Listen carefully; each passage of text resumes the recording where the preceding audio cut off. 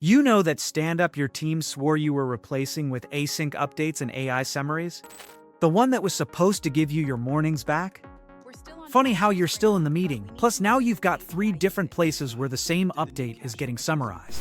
Today we're going inside one AI workflow, Standup summaries. Not the promo version. The real version that lives in your calendar, your Slack, and your stomach. Before AI, your Standup probably looks something like this. 15 minutes on the calendar. Everyone piles into the same cramped corner of the office or the same Zoom window. One person with a shared doc open. Somebody half awake. Somebody dialing in from the car. Someone takes rough notes. Maybe they live in a dock. Maybe they never leave the chat. If you miss the meeting, you skim them, or you don't. It's not efficient, but it's understandable. There are, 3 places to look for the truth? The call itself, the notes, the one DM from the person who actually knows what's going on. Annoying? Sure. But you kind of know where the truth lives, and what people actually say, and whether their face tightens when they say no blockers. Then AI shows up. Now the stand-up writes itself. You record the meeting. An AI transcribes it. Another AI summarizes it. The summary posts straight into Slack or Teams. It pushes cards into your project board. It emails a recap to anyone who missed it. On paper, it's gorgeous. No one has to take notes. Everything's searchable. Leadership can keep a pulse without interrupting the team. The deck practically writes itself. Save 10 hours a week. Never miss an update again. If this were the whole story, you wouldn't be here.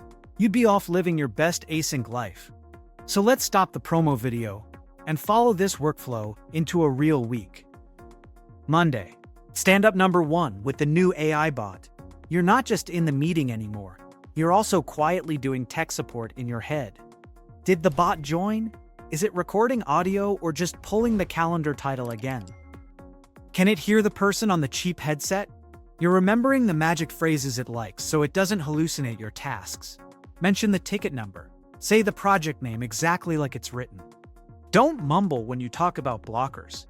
This is learning work. New shortcuts, new phrasing, new say it this way or the bot gets weird rules. None of that shows up in the case study. Tuesday, the summary drops in Slack. At first glance, it looks great. Bullets, bolded owners, clean structure. Then you read it. The bot merged 2 people's blockers into one sentence. It tagged the wrong task in Jira. It turned "this might slip if design doesn't land" into "on track."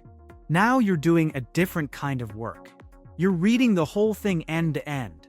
You're fixing wording so nobody gets the wrong idea. You're DMing someone, "Hey, that's not quite what I said." That's trust work. You're QA for a tool that was supposed to save you time. By Wednesday, the summaries are piling up. The AI posts to Slack. Your board does not magically match reality the way the demo promised. Your manager still wants an email just in case. So now you're doing drag this card on the board to match what the summary claims. Copy-paste key lines into an email for the people who don't use Slack. Crop the same update into a doc because someone still lives in Confluence.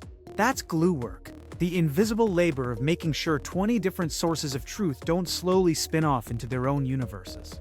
Nobody budgets for glue work. You just feel more tired, and you're not sure why. By Thursday, the leadership view looks incredible.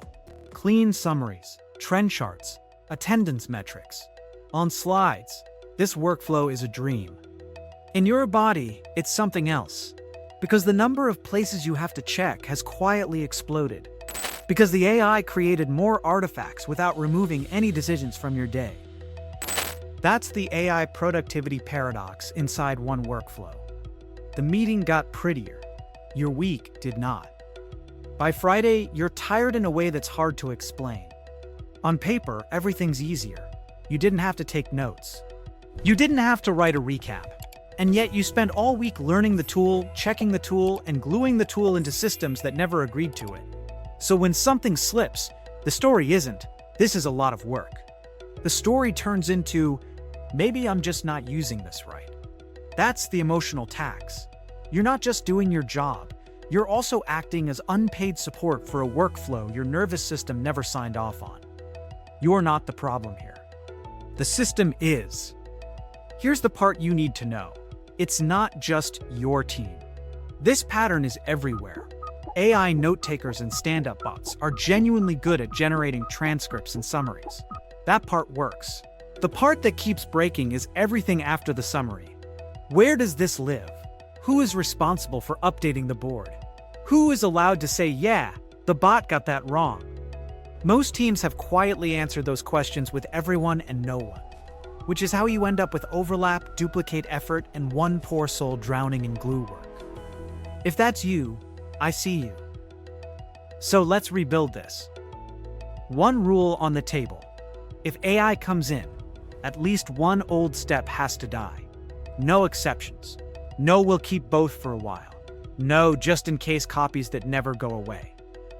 Here's one version of a saner stand-up workflow. You can steal this, or just steal the questions. 3 days a week, stand-up is async in chat. Everyone posts an update in a single thread before a cutoff time.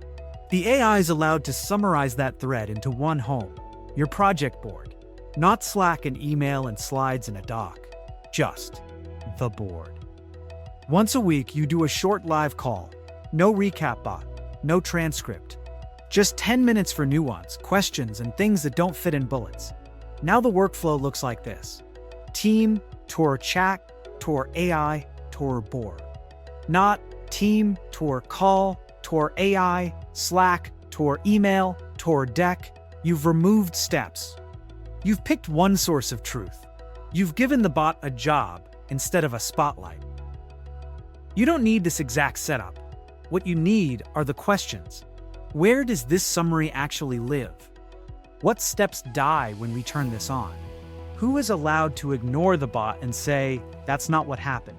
If you can't answer those, you don't have an AI workflow. You have AI theater. This is all we're doing in this series. Taking one shiny promise at a time.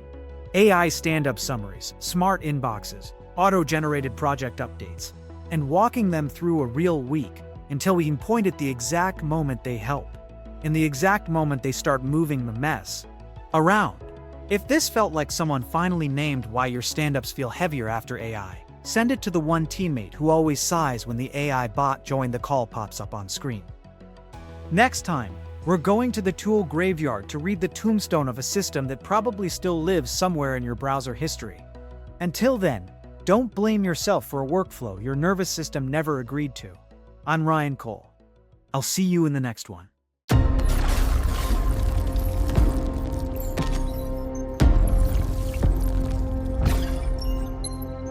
Brought to you by Inception Point AI. Subscribe, like, and comment for more.